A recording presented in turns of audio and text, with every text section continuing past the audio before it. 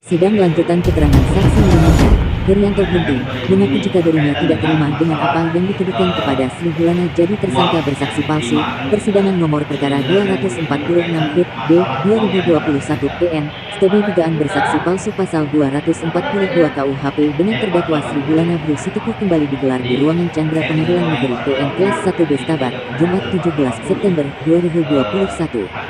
Sidang yang dipimpin Ketua Majelis Hakim Asad Rahim Lubis SHMH digelar dengan agenda mendengarkan keterangan saksi meringankan dari terdakwa Sri Bulana, yakni Sari, Adorika dan Herianto Ginting SH. Di dalam persidangan tersebut, saksi Sari saat penasehat hukum terdakwa yakni Fitri Lubis, SH dan M. Yusuf SHMH, secara bergantian menanyakan kepada saksi tentang hutang piutang Susi Susanti sehingga Sri Bulana dan Rosmina ditetapkan Hakim Ketua Edison pada perkara persidangan penipuan dengan terdakwa Susi Susanti telah inkrah sebelumnya. Saksi menjelaskan bahwa dirinya tidak tahu mengapa Sri Bulana dan Rosmina jadi tersangka kasus Susi Susanti. Yang saya tahu, pada saat membahas masalah hutang Susi Susanti, semua korban menanyakan kepada Susi kemana uang yang dipinjam dari Darliana, Arita, Baska dan yang lainnya.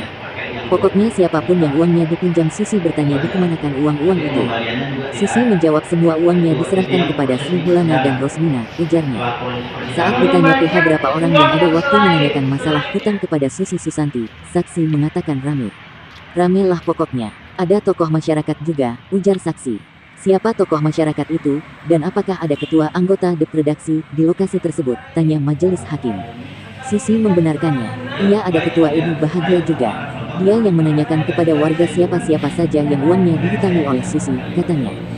Kemudian, lanjut saksi, dibuatlah surat yang nama-namanya telah jadi korban Susi dan harus meminta pertanggungjawaban kepada Sri Bulana dan Rosmina.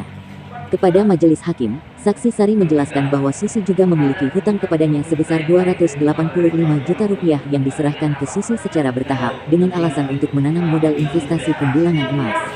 Majelis hakim menanyakan kepada saksi, apakah saat itu Susi ada menyebut bisnis tambang emas itu kerjasama dengan Sri Bulana dan Rosmina. Saksi dengan tegas menjawab tidak ada. Namun, saksi menolak membubuhkan tanda tangan yang intinya sebagai pihak yang bertanggung jawab atas pembayaran hutang-hutang para korban Susi dibebankan kepada Sri Bulana dan Rosmina. Sementara itu, Jaksa Penuntut Umum JPU Kejaksaan Negeri Langkat, Imelda, coba mencecar saksi tentang uang siapa saja yang diserahkan kepada Sri Bulana dan Rosmina. Saksi menjawab katanya uang semua pihak yang dipinjam Susi Susanti.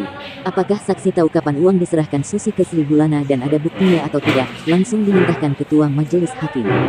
Sebentar JPU, tadi sudah disebutkan saksi bahwa saksi taunya masalah Susi mengaku jika seluruh uang itu diserahkan ke terdakwa saat adanya pertemuan di kantor camat itu.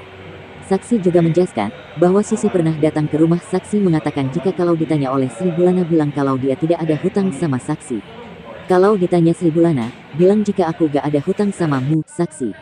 Berikut saksi meringankan lainnya, Aderika, mengaku jika Susi memiliki hutang sebesar 180 juta rupiah kepadanya.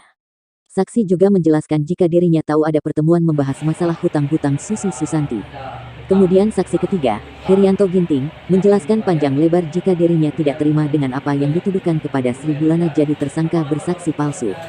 Sebab, penetapan tersangka yang dilakukan JPU serta penyidik dianggap terlalu prematur.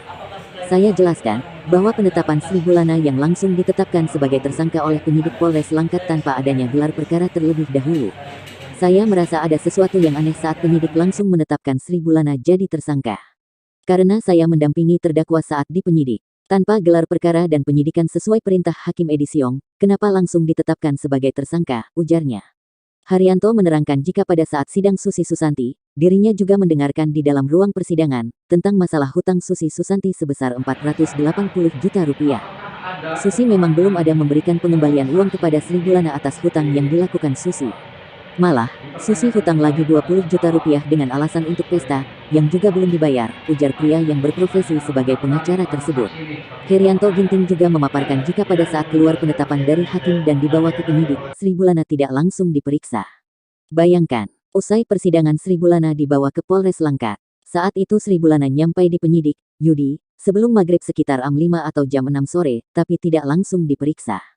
Sri Bulana dibiarkan di ruangan penyidik sampai jam 11 malam. Saya tahu betul situasinya saat itu karena saya mendampingi Sri Bulana. Jam 11 malam baru diperiksa langsung jadi tersangka. Saat itu penyidik membuat seolah-olah Sri Bulana telah mengakui. Padahal tidak ada dilakukan pemaparan, paparnya. Dijelaskan Herianto Ginting, dirinya sempat ribut. Karena ribut-ribut soal penetapan sebagai tersangka, Kanit merombak BAP, padahal tidak pernah diperiksa. Saat itu Sri Bulana langsung ditahan tanpa ada sprint hunt. Saya comply. Kemudian petugas piket membawa Sri Bulana kembali ke ruang ekonomi. Saat itu pada petugas penyidik mengatakan tidak melakukan penahanan.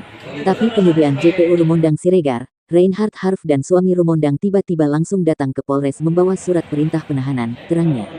Mendengar penjelasan Herianto tentang proses penetapan tersangka tanpa dilakukan upaya gelar perkara yang diduga telah melanggar asas kepatutan dan improsedural, JPU sempat melontarkan pertanyaan ke Herianto apa kepentingannya hadir di persidangan Susi Susanti. Herianto menjelaskan bahwa pada saat itu dirinya telah menjadi kuasa hukum Sri Bulana terkait melaporkan Arifta.